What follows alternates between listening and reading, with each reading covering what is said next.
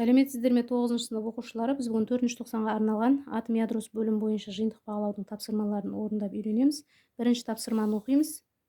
Суретте резервуар тәжірибесінің сұлбасы көрсетілген.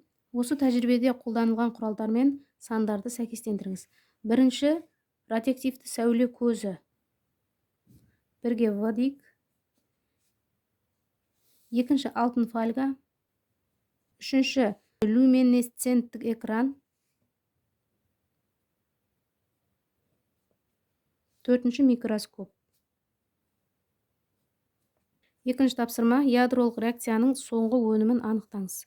Мына жерде сол жағында массалық саны 9 қосылған 4 13, мына жақта 12. Бірді қоссақ 13 болады. Сонда тең болады. Екі жағы 4-ге 2-ні қосамыз 6, мына жақта 0. 0-де 1 бұл нейтрон.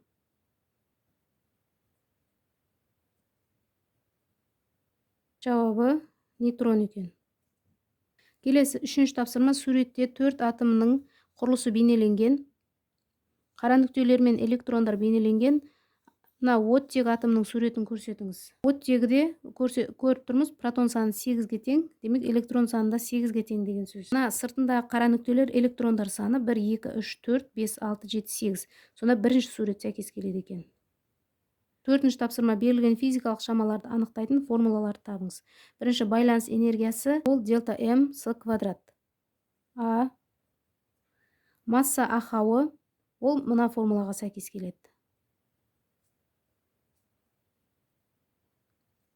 Массалық саны ол протон мен нейтронның қосындысына тең. Бесінші тапсырмада берілген реакциядан қандай энергия бөлінеді жақша ішіндегі реакцияға қатысушы бөлшектердің массасы. Бұл жерде массаның атомдық бірлігімен жазып аламыз. Маппен және С квадраттың мәні берілген. Біз байланыс энергиясын тапқанымызда МС квадратпен есептейміз. Енді бұл жерде энергияны есептеуіміз үшін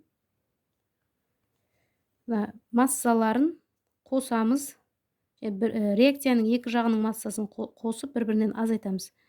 Бірінші, мына реакцияның сол жағында литийдікі 7,61 қосылған, сутегінікі 2,10,141 мап. Азайтамыз. Оң жағында азоттікі 8,10,053 қосылған, нейтрондікі 1,10,087 мап. Оны көбейтеміз. 931,5 мегаэлектрон вольт бөлінген мап.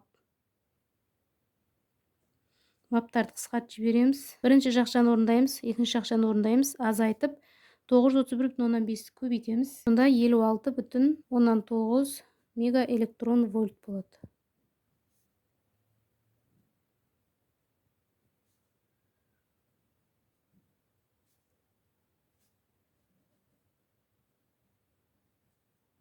Алтыншы тапсырма ксенон изотопы альфа ыдыраудан соң қандай изотопқа айналады? Реакцияны жазып көрсетіңіз. Осы жерге жазайық. Массалық саны 112, реттік номері 54.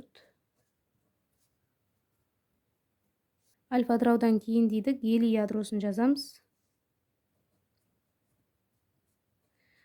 Сол жағында 112, оң жағында 4 массалық саны 112 болу үшін оған 108-ді қосамыз.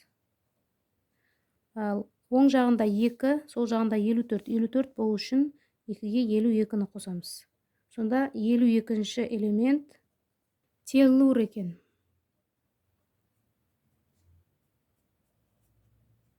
Жетінші тапсырма графиктен радиоактивті элементтің жартылай ыдырау периоды неге тең? Бастапқы ядро саны қанша? Міне бастапқы ядро саны 800-ге тең. N0 800.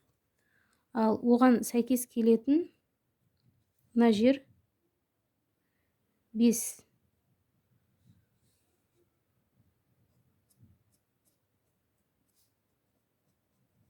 5 тәулік. Оқушылар осымен 4-ші тоқсанға арналған атом ядросы бөлім бойынша жиынтық бағалаудың тапсырмаларын талдау аяқталды. Келесі сабақта кездескенше сау болыңыздар.